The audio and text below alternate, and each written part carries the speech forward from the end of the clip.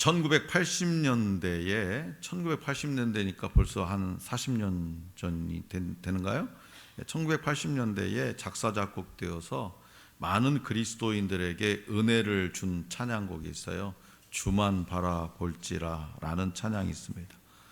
이 찬양을 만든 주인공은 당시에 경제적으로 매우 어려움을 겪는 상황에서 폐결핵을 앓는 아버지를 돌보던 젊은 시절에 하나님의 위로를 경험하면서 이 곡을 쓰게 되었다고 합니다. 그리고 매번 도움만 간구하는 내가 할 수 있는, 하나님이 기뻐하시는 일은 주님만 바라보는 것이다 라고 생각하면서 이 고백을 담아 하나님을 바라보라는 내용의 곡을 만들게 되었다고 합니다. 그러나 당시는요, 40년 전이니까 당시는 교회에서 이 기타를 치며 찬양하는 것도 어색해하던 분위기에, 그래서 이 찬양은 잘 불려지지가 않았어요. 그러다가 이 원작자의 친구가 합창단에, 자기가 속해 있는 합창단에서 부를 노래로 이 곡을 친구로부터 받게 됩니다. 그 후에 사람들의 입에서 입으로 전해지며 작자미상의 곡으로 남게 됩니다. 하지만 처음 곡을 만든 후 10여 년이 흐르는 동안에 이 곡을 만든 원작자는 교회에서 사람에게 상처를 받고 교회를 떠나 있었어요. 그러던 어느 날 라디오에서 자신이 만든 노래가 나오는 것을 듣고 많은 사람이 은혜를 받으며 이 찬양을 부르고 있음을 알게 되죠. 그 즈음에 이웃의 전도로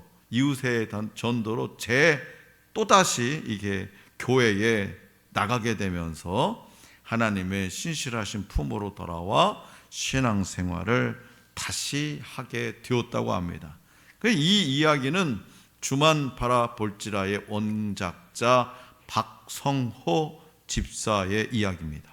그는 이제 교회 음악을 가르치며 다시 하나님 품으로 돌아와서 교회 음악을 가르치며 하나님의 사랑을 증거하고 말기암 환자들을 위한 봉사에도 힘쓰고 있다고 합니다. 자, 성도 여러분, 하나님은 어려움에 처했을 때 능히 이길 수 있는 은혜를 주십니다. 동시에 우리의 모든 삶을 통해서 변함없는 손길로 인도하시며 우리를 보호하십니다. 오늘 우리에게 주신 본문 말씀이 기록된 창세기 47장은 요셉의 가족들이 바로 왕을 만나는 장면과 더욱 심해진 기근에 대처하는 이 요셉의 행정 능력에 관한 기록, 그리고 야곱의 유언 부분을 담고 있죠. 본문 말씀에서 야곱 일행이 이주한 애굽은 고대 근동 문명의 중심지요, 당시에 아주 강대국으로 외적의 위협에서 비교적 안전했습니다. 또한 야곱 집안이 번성할 수 있는 최적의 환경을 갖추고 있었어요. 특히 애굽 왕 바로의 허락으로 정착하게 된 고센 지역은 람셋이라고도 불리는 이집트 북쪽 나일강 삼각주에 있는 땅으로 람세스 2세 시대에 남쪽 지방 테베에 이어서 애굽의 두 번째 수도가 될 만큼 기후와 환경이 아주 좋았어요. 또 군사적으로 방어하기에 유리하고 목축을 위한 초지가 풍부해서 야곱 일행이 정착하기에 최적의 환경을 갖추고 있었습니다.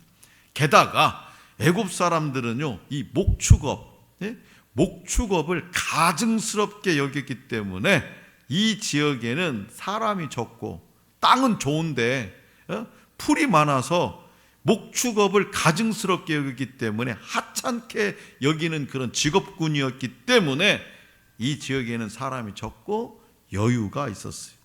무엇보다 이틀 정도면 애굽을 빠져나올 수 있는 지리적 특징은 훗날 이스라엘 민족이 출애굽하는 데 중요한 배경이 됩니다.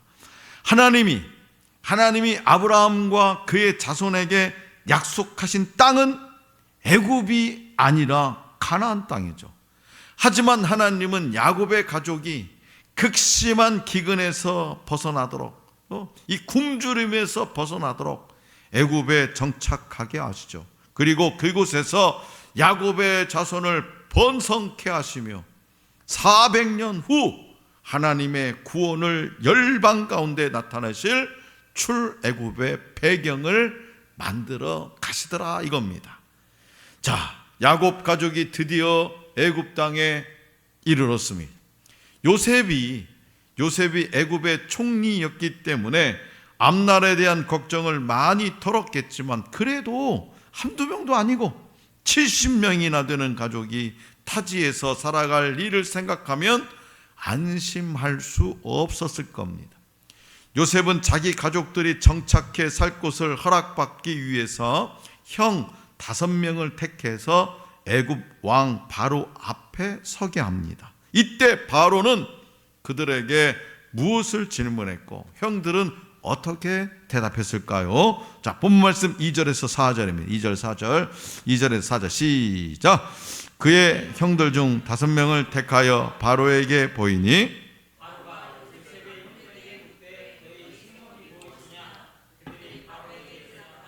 종들은 목자이온데 우리와 선조와 다 그러하게 하고 그리고 바라에게 구하되 가나안 땅에 기근이 심하여 종들의 양떼를 칠 곳이 없기로 종들이 이곳에 거류하고자 왔사오니 원하건대 종들로 고센 땅에 살게 하소서. 아멘. 모든 상황이 요셉이 계획한 대로 착착착착 흘러갑니다. 그러나 가나안의 이방인 가족 야곱 일행이 당시 강대국인 애굽에 정착할 수 있도록 허락을 받는 것은 결코 쉬운 일이 아니었어요. 아무리 요셉이 애굽의 총리로서 바로 왕의 신임을 얻고 있으며 요셉의 가족이 애굽에 내려오도록 바로가 초청했음에도 살 곳을 얻어 완전히 정착하기까지는 긴장을 늦출 수 없는 상황이었다는 거죠. 늘 언제나 어느 지역을 가더라도 뭐가 있어요? 텃세라는 게 있잖아요. 텃세. 그래서 요셉은 지혜롭게 일을 진행합니다. 먼저 형 중에서 5명을 택합니다. 그가 왜 5명을 택했는지, 누구를 선택했는지, 왜 그들을 선택했는지는 알 수가 없어요. 다만 이 요셉 이야기에서 이 5이라는 수는요 5분의 1, 41장 34절에 나오는 대로 5분의 1과 또 5배 43장 34절에 나오는 5배에 나타납니다. 이 5라는 숫자가 이는 정확히 5를 가리키는 것이 아니라 어림수를 말하는 것으로 보인다는 거죠.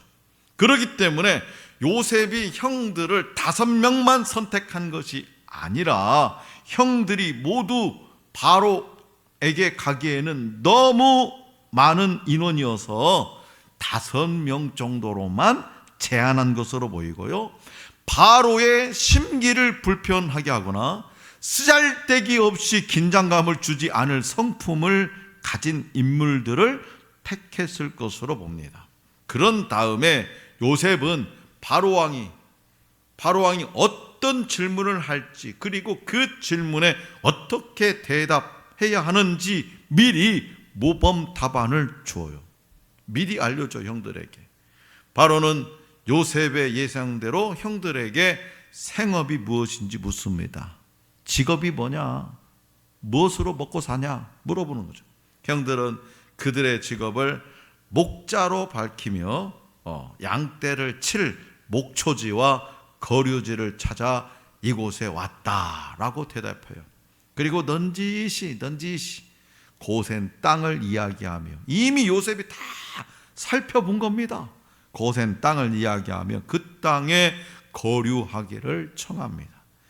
거류하기 위해 왔다는 것은 이주자로 왔다는 겁니다. 이민자로. 자신들이 그곳에 온 것은 침략을 위한 것이 아니고 종으로 끌려온 것도 아니고 먹고 살기가 너무 힘들어서 흉년에 기근 때문이라는 거예요. 그래서 그들은 그곳에 잠시 머물다가 흉년이 끝나면 다시 돌아갈 것처럼 말하죠. 이는 바로를 안심시키기 위한 말인 동시에 부지 중에 출애굽을 애고하는 말이기도 하고 바로의 마음에 전혀 거리낌이 없는 대답이었어요. 반대할 이유가 전혀 없는 거예요. 그래서 바로 왕은 흔쾌히 허락하며 왕의 가축도 완벽하게 직업도 주셔요. 일거리도 왕의 곽축, 왕실의 가축도 관리하도록 맡깁니다. 목축을 가증스럽게 여기는 이 애굽 문화와 바로에 대한 적절한 대응을 통해서 야곱의 가족은 고센 땅에 정착하게 되는 거죠. 그러니까 이 모든 사건과 결정 위에는 요셉이 머리를 굴려서 지혜를 쥐어 짜서 한 게 아니라 하나님의 계획과 돌보시는 손길이 함께하고 있었다라는 거예요. 일이 착착착. 다시 말해서 야곱 가족은 문화도 다르고 환경도 다른 이방 나라에서 좋은 땅과 아울러서 안정적인 직업까지 얻게 된 것입니다. 물론 바로가 요셉을 신임하고 총애했기 때문에 이런 조치를 취한 것이라고 할 수 있지만 궁극적으로는 하나님이 야곱과 그 자손을 지키시고 번성하게 하시겠다는 이 약속을 성취하기 위해서 역사하신, 일하신 결과라는 거예요. 야곱에게 반복해서 두려워하지 말라고 말씀하시고 앞길을 인도하신 하나님은 낯선 애굽 땅에서 이주자로 살아가야 하는 야곱 가족의 앞길을 인도하시고 두려워하지 않게 하셨더라는 거예요.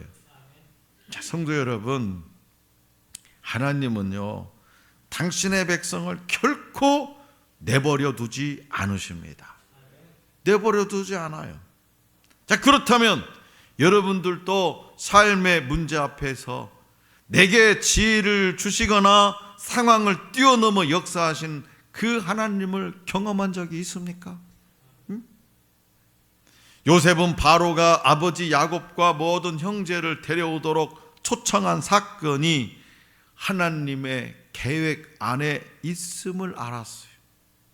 자기가 깊은 수렁에 빠져가지고 형들의 그 모략에 의해서 죽을 고비를 넘기고 그리고 팔려가고 감옥에 갇히고 애굽의 총리가 되기까지 그 모든 과정들을 통해서 왜 하나님이 자신을 이 애굽 땅에 먼저 보내셨는가를 이미 알고 있었더라는 거죠. 그는 하나님의 선한 계획을 신뢰하며 가족이 목축을 유지하면서 정착할 방법을 강구합니다. 요셉의 믿음과 지혜로 말미암아 야곱의 가족은 애굽 중에서도 가장 환경이 좋은 곳에 정착해서 기근 중에도 어렵지 않게 가족을 보존하게 되죠. 애굽 땅에서 삶의 터전이 확고하게 마련된 겁니다. 하나님의 자녀인 여러분들의 삶, 하나님의 자녀인 여러분들의 삶은 하나님을 신뢰하는 가운데 하나님의 일하심을 발견하고 경험하는 삶이에요.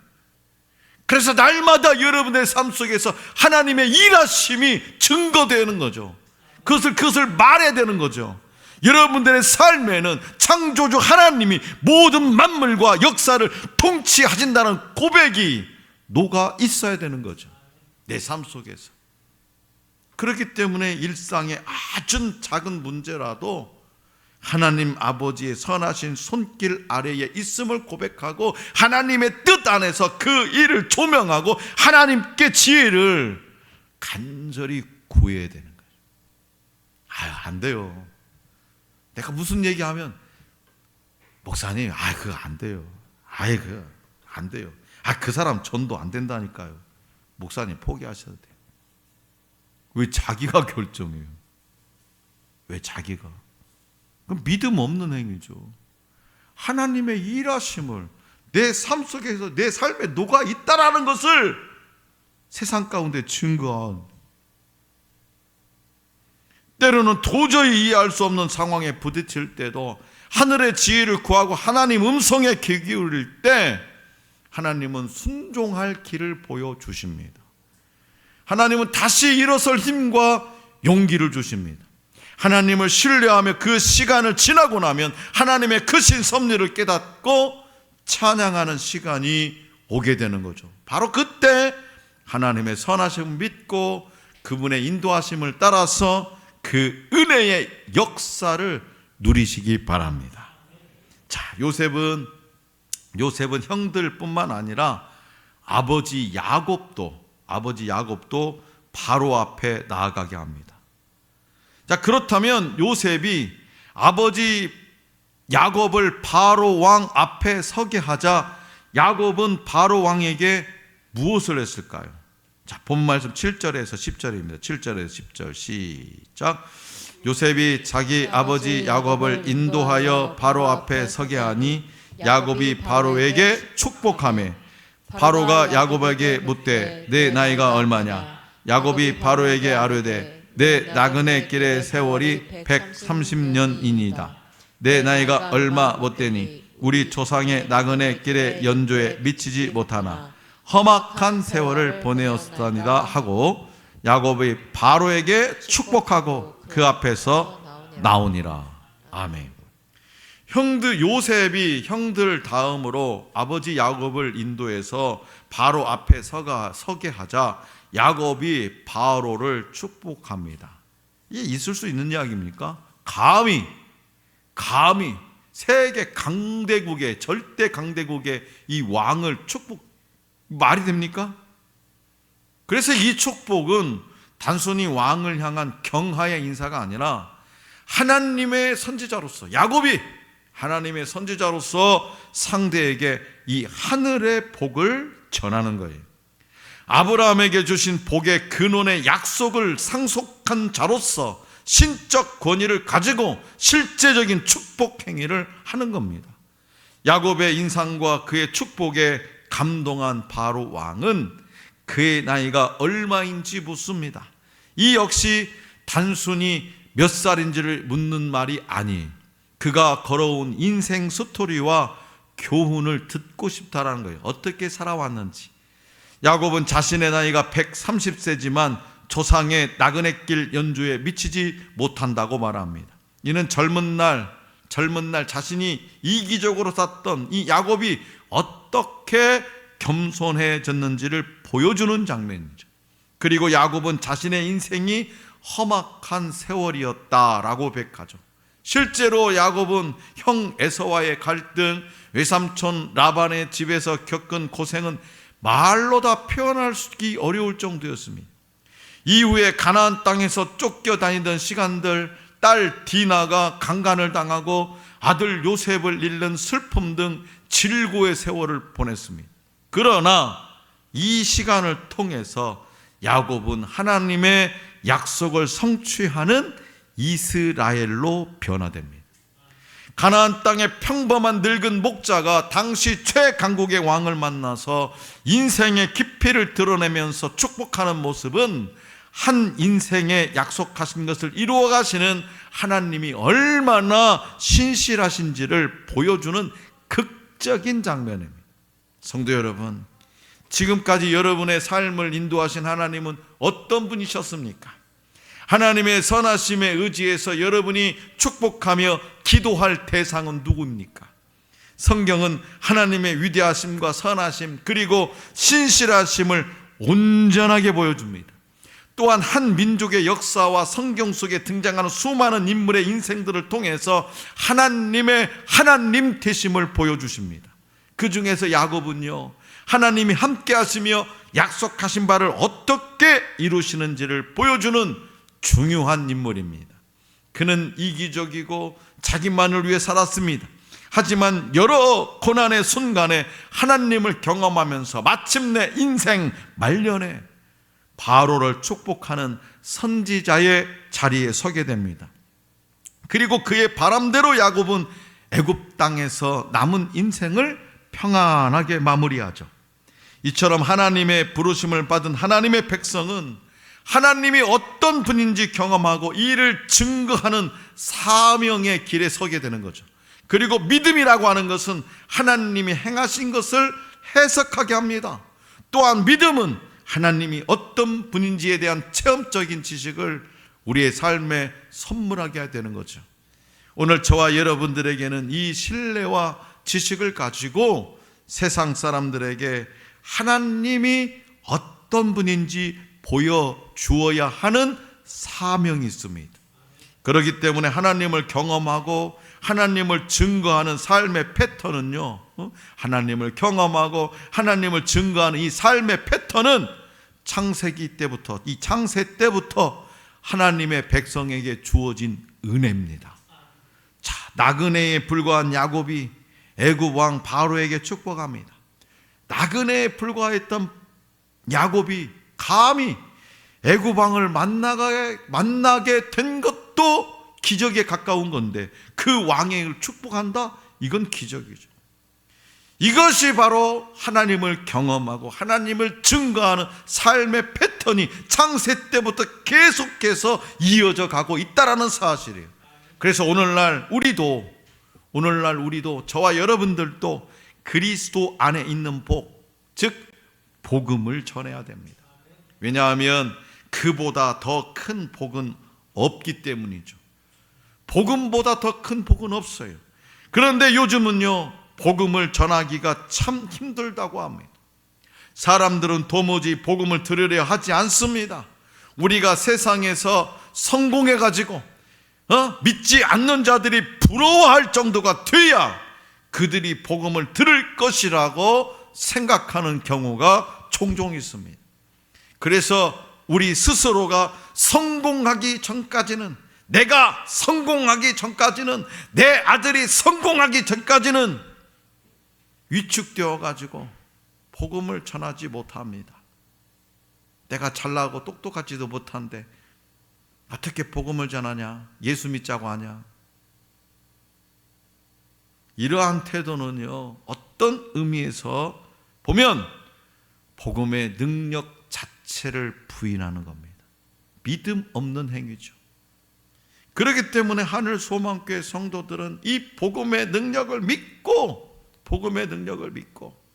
생각해 보세요. 예수님의 제자들이 변변한 직업이 있습니까? 누가? 그 다음에 세리, 마태 빼고는 변변한 직업군이었습니까?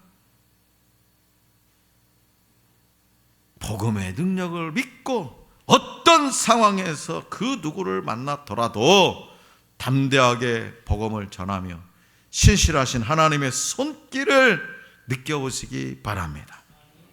사랑하는 성도 여러분, 하나님은 야곱 가족을 애굽으로 인도하시는 과정에서 그분의 광대하신 계획과 섭리를 드러내셨습니다.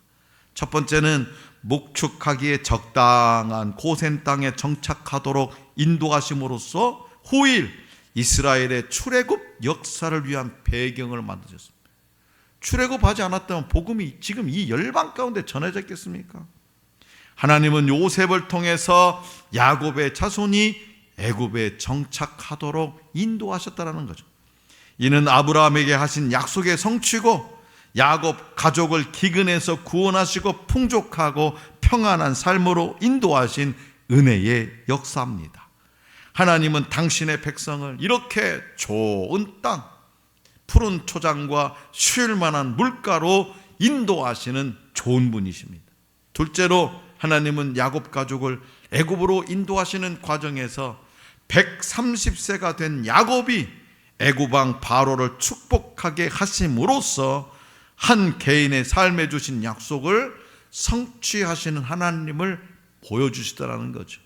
끝까지 내가 너와 함께 하시겠다는 약속, 한 개인에게 한 약속을 성취하시는 모습을 보여주셨다는 거죠. 하나님은 그분을 신뢰하고 따르는 백성에게 그분의 신실하심과 광대하심을 확증해 주십니다. 하나님은 우리가 그의 나라와 그의 의를 구할 때 모든 것을 더해 주시는 분이십니다. 여러분들은 이러한 하나님을 먼저 경험하고 세상에 그분의 위대하심을 드러내며 살도록 부르심을 받은 사람입니다. 세상에 기대어 살아가려 하지 않고 세상과 다른 가치관으로 세상에 대해서 늘 언제나 당당하게 도전하며 살아가는 하나님의 사람입니다. 그러므로 모든 상황 속에서 신실하신 하나님의 손길을 경험할 수 있기를 원합니다. 한결같은 신실함과 성실함으로 내 삶을 인도하시는 주님을 신뢰하면서 날마다 주님을 찬양하고 증언하는 삶을 살아가는 저와 여러분들이 될 수 있기를 간절히 기원합니다.